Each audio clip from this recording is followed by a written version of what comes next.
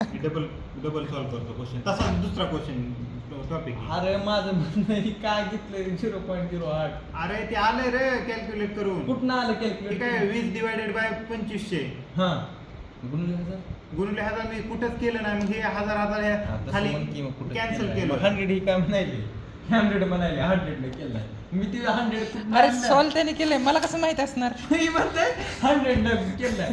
अरे 100 तर नाही मग 100 मला नाही. डीपली बघावं लागेल ना ते कसं काय केलं पण मला त्याने. बी कळ नाही तू इथं 0.15 का घेतला अजून बी. अरे 0.15 नाही 15 आहे फक्त ते 150 हजार अरे पण इथं काय म्हणते population that is expose plus non expose. Plus कुठे म्हणते अरे proportion of the disease incidence in population that is exposed and non exposed. बरोबर आहे का मग मला कळलं ऍडिशन करायची का? ऍडिशन कशाला Addition 150 कशाला? प्लस 80 चे 8 चे.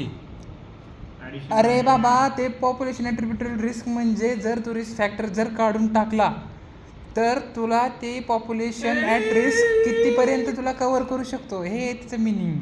हे सध्या मला काय कळलं नाही. तू फक्त कन्सेप्ट अनालाइज कर ना बाकीचं कशाला गोष्टी सगळीकडे. पण इथं म्हणलं ना का नाही असं आहे का? मग एक्सपोजच आहे का दोन्हीकडे बी? हां चला मग जाऊया. जय हिंद जय महाराष्ट्र.